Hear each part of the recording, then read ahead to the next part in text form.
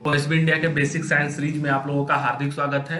रोज की तरह आज भी हम बेसिक साइंस पे बात करने जा रहे हैं। आज हमारा टॉपिक है डाइजेस्टिव सिस्टम। तो आज हम लोग डाइजेस्टिव सिस्टम पर बात करेंगे। डाइजेस्टिव सिस्टम हमारे शरीर में जो 6, 7, 8 जो मुख्य सिस्टम है उसमें से सबसे महत्वपूर्ण सिस्टम में से एक डाइजेस्टिव सिस्टम भी है। तो डाइजेस्टिव सिस्टम में हम लोग बेसिकली पढ़ेंगे कि जो भोजन हम लोग करते हैं वो भोजन किस प्रकार से डाइजेस्ट होता है। आपसे हर बार की तरह अनुरोध होगा कि आप कॉपी पेन लेकर बैठे और उसे नोट करते चले, जिससे कि आपको बाद में रिवीजन करने में आसानी होगी। तो सबसे पहले हम लोग बात करते हैं कि डाइजेस्टिव सिस्टम जो होता है वो स्टार्ट कहाँ से होता है। हम लोग सभी को पता है कि जब भी हम कोई भोजन खाते हैं तभी वो डाइजेस्ट होता है। ठीक है, तो जैसे हम भोजन खाए तो लिए तो दांत के द्वारा। ठीक है, तो एक दो चीज आप यहां पर ध्यान देंगे कि जो दांत होता है हमारा, दांत के द्वारा ही हम क्या करते हैं, भोजन को क्रश करते हैं। ठीक है, क्रश करते हैं, टीथ के माध्यम से हम भोजन को क्या करते हैं, क्रश करते हैं, छोटे छोटे पार्ट में डिवाइड करते हैं। अच्छा, उसके बाद हमारे माउथ के अंदर सालिवा होता है।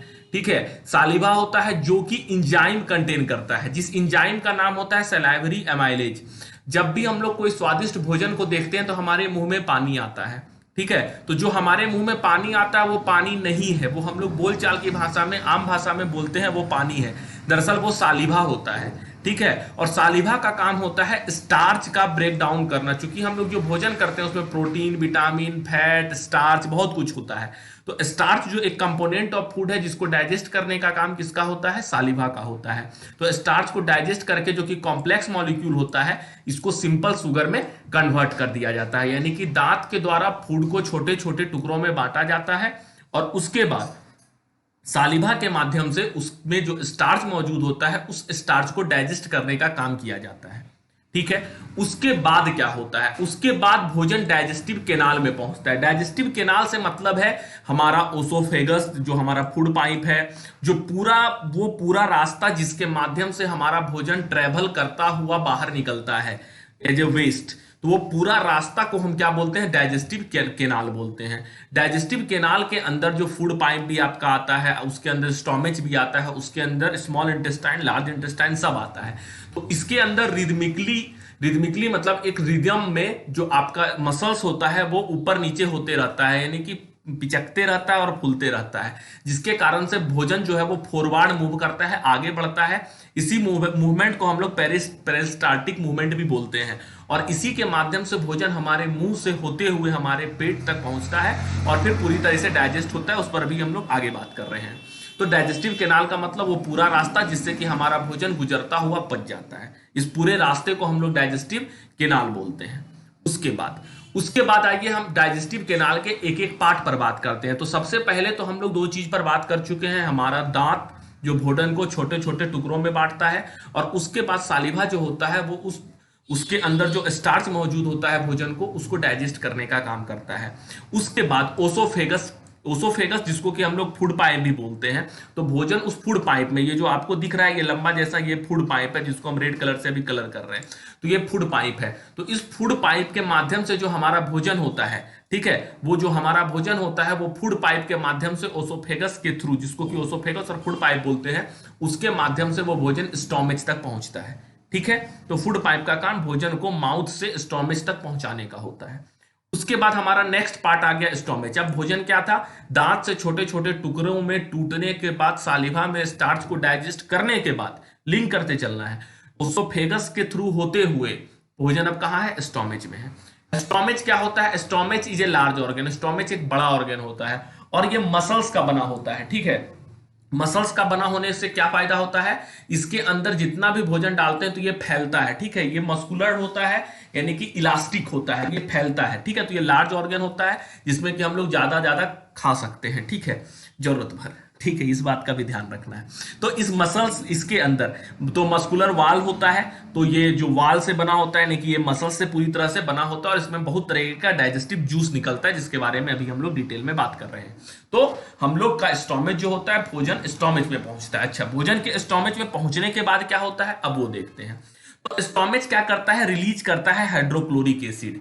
ठीक है, और उसके बाद पेप्सिन रिलीज करता है और उसके बाद म्यूकस रिलीज करता है। तीन चीज को मार्क कीजिएगा। स्टोमेच के अंदर तीन केमिकल्स बाहर निकलते हैं। एक निकलता है हाइड्रोक्लोरिक एसिड, दूसरा निकलता है पेप्सिन, तीसरा निकलता है म्यूकस। हाइड्रोक्लोरिक एसिड एक एसिड है, मतलब कि तेजाब है। और तेजाब किसी भी शरीर के पार्ट पर गिरे तो उसको जला देगा। तो हमारे पेट के अंदर हाइड्रोक्लोरिक एसिड निकल रहा है तो हमारे पेट को जल जाना चाहिए था, लेकिन हमारे पेट के अंदर एक म्यूकस नाम का लेयर होता है जो कि हमारे पेट को जलने से बचाता है। ठीक है, तो हाइड्रोक्लोरिक एसिड निकला, म्यूकस उसको पेट को जलने से बचा लिया। ठीक है, तो हाइड्रोक्लोरिक एसिड क्यों निकला? क्योंकि एक एंजाइम निकलता है जिसका नाम होता है पेप्सिन, जो कि प्रोटीन को पचाने का काम करता है। तो पेप्सिन केमिकल उसी कंडीशन में काम करता है जहां पर कि एसिड का मात्रा मौजूद होता है, तो जिसके कारण कि स्टोमच को मजबूरी में हाइड्रोक्लोरिक एसिड निकालना होता है जिससे कि प्रोटीन का डाइजेस्ट पेप्सिन के माध्यम से हो सके। और चूंकि हाइड्रोक्लोरिक एसिड निकला है तो हो सकता है कि वो मसल्स के किसी मसल्स पर पड़ जाए, ठीक है, तो वो जल सकता है। इसके कारण हमारे पेट में म्यूकस का भी एक लेयर सेक्रेट होता है जिससे कि हमें वो प्रोटेक्ट करके रखता है हाइड्रोक्लोरिक एसिड के प्रभाव से। ठीक है, उसके बाद फिर नीचे में देख लीजिए वही बात लिखा हुआ है कि म्यूकस जो है प्रोटेक्ट करता है, इनर लाइनिंग होता है वो, कि हमारा पेट जो है वो जले नहीं हाइड्रोक्लोरिक एसिड के कारण।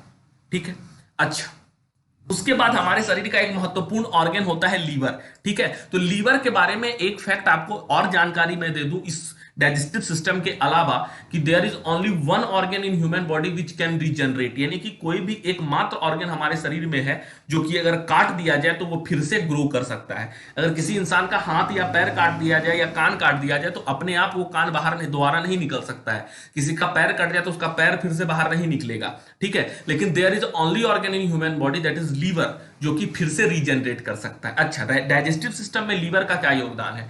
डाइजेस्टिव सिस्टम में लीवर जो होता है वो बाइल जूस का सेक्रेशन करता है। बाइल जूस क्या करता है? बाइल जूस जो भी हम लोग भोजन करते हैं उसमें जो फैट का मात्रा होता है, फैट का मात्रा कैसे भोजन में होता है? फैट का मात्रा होता है घी वाले सामान में, घी में होता है। तो तेलीय पदार्थ जिसमें घी वगैरह होता है उसमें, या मटन वगैरह में, चिकन वगैरह में जिसमें फैट का मात्रा मौजूद होता है, तो उस फैट को तोड़ने के लिए बाइल जूस निकलता है जो कि फैट के बड़े बड़े ग्लोब्यूल्स को छोटे छोटे ग्लोब्यूल्स में तोड़ने का काम करता है। वो किसके माध्यम से होता है? बाइल जूस के माध्यम से होता है। ये जो डायग्राम आपको दिख रहा है ये लीवर का डायग्राम है। ठीक है, तो ये बात आपको पता रखना है कि लीवर से बाइल जूस का सेक्रेशन होता है। उसके बाद आते हैं एक इंपॉर्टेंट पॉइंट पैंक्रियाज पर। पैंक्रियाज का बहुत सारा काम है, लेकिन चूंकि हम डाइजेस्टिव सिस्टम पर बात कर रहे हैं तो सिर्फ डाइजेस्टिव सिस्टम में ही हम इस पर बात करेंगे और दूसरे तरफ बात कभी किसी और वीडियो में करेंगे। तो पैंक्रियाज का काम क्या होता है? ये स्टोमच में, ठीक है, क्योंकि स्टोमच में तो हमारा क्या निकला था? हाइड्रोक्लोरिक एसिड निकला था। तो अब हाइड्रोक्लोरिक एसिड, भोजन में एसिड मिला हुआ है, वो भोजन अब स्मॉल इंटेस्टाइन में पहुंचेगा।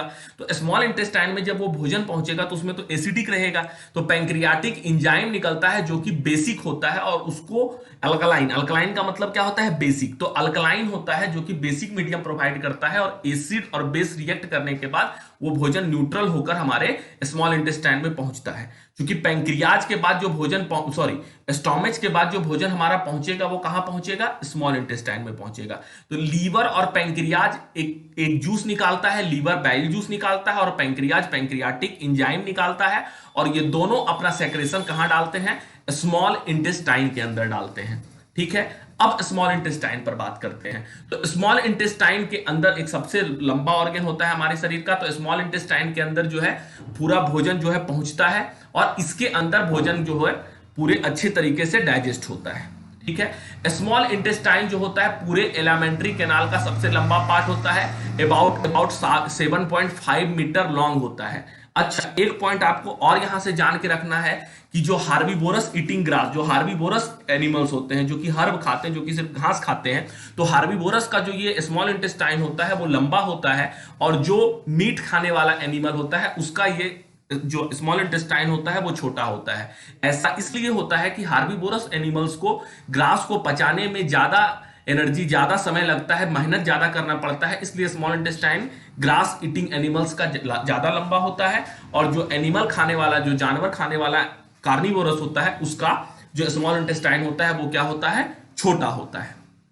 ठीक है, स्मॉल इंटेस्टाइन जो होता है उसके अंदर भोजन का कंप्लीट डाइजेशन हो जाता है। यह बात आपको पता होना चाहिए कि भोजन माउथ से चलना शुरू होता है, हल्का हल्का हल्का सा पेट में पचता है, हल्का सा माउथ में ही पच जाता है, लेकिन 100% भोजन का जो डाइजेशन होता है वो आपके स्मॉल इंटेस्टाइन के अंदर होता है, और कार्बोहाइड्रेट, प्रोटीन और फैट पूरी तरीके से डाइजेस्ट हो जाता है। उसके बाद डाइजेस्टेड फूड जो होता है, ठीक है, हम लोग पिछले वीडियो में बात कर चुके हैं कि तो हमारा 5 प्रोसेस होता है: इंजेशन, डाइजेशन, एब्जॉर्बशन, एसिमिलेशन और इजेशन। तो एब्जॉर्बेशन जो होता है वो कहां होता है, वो होता है हमारे भिलाई के द्वारा। तो भिलाई क्या करता है, उस भोजन को एब्जॉर्ब कर लेता है, जो एनर्जी मिलता है उसको एब्जॉर्ब कर लेता है और पूरे शरीर के पार्ट तक पहुंचा देता है। ठीक है, अगर आपने वो वाला वीडियो नहीं देखा है, इंजेशन डाइजेशन वाला जो पूरा वीडियो है, स्टेप ऑफ डाइजेशन, तो एक बार आप जरूर देखिए, हम उसका लिंक डिस्क्रिप्शन में डाल दे रहे हैं। ठीक है, तो उम्मीद करते हैं आपको पूरा वीडियो समझ में आया होगा। एक बार फिर से आंख बंद कर रिवाइज करने का हम लोग प्रयास करते हैं। तो हम लोगों ने अभी तक क्या पढ़ा? हम लोगों ने पढ़ा कि जब भी हम लोग भोजन करते हैं तो हमारा भोजन दांत के द्वारा तोड़ा जाता है, छोटे छोटे पार्ट में उस दांत के द्वारा उसको तोड़ा जाता है। उसके बाद माउथ के अंदर ही सालिवा नाम का एक ग्लैंड का सेक्रेशन होता है जो कि स्टार्च को डाइजेस्ट करता है। और उसके बाद जो हमारा फूड होता है वो ओसोफेगस, जिसको कि फूड पाइप भी बोलते हैं, उसके माध्यम से भोजन पेट में पहुंच जाता है। पेट के अंदर 3 चीज का सेक्रेशन होता है, हाइड्रोक्लोरिक एसिड का सेक्रेशन होता है, म्यूकस का सेक्रेशन होता है और पेप्सिन का सेक्रेशन होता है। ठीक है, तो हाइड्रोक्लोरिक एसिड का जो सेक्रेशन होता है वो पेप्सिन को एक्टिवेट करता है, और पेप्सिन का काम होता है प्रोटीन को डाइजेस्ट करना, और म्यूकस का काम होता है कि हमारे पेट के लेयर को बचा सके किसी भी प्रकार से हाइड्रोक्लोरिक एसिड के एक्शन से। उसके बाद भोजन जो होता है हमारा स्मॉल इंटेस्टाइन में पहुंच जाता है। अच्छा, यहां पर 2 बात आपको याद रखना है। भोजन तो स्मॉल इंटेस्टाइन में पहुंच जाता है, लेकिन स्मॉल इंटेस्टाइन में इसके साथ साथ 2 चीज और पहुंचता है। एक तो लीवर का सेक्रेशन बाइल जूस, और एक आपका पैंक्रियाज का सेक्रेशन पैंक्रियाटिक एमाइलेज। तो लीवर का जो सेक्रेशन होता है बाइल जूस, वो फैट को छोटा छोटे टुकड़े में बांटने का काम करता है, और जो आपका पैंक्रियाज का सेक्रेशन पैंक्रियाटिक जूस पेट में पहुंचता है वो एसिडिक मीडियम में बेस डाल के उसको न्यूट्रल करने का काम करता है। स्मॉल इंटेस्टाइन के अंदर भोजन पूरी तरीके से डाइजेस्ट हो जाता है।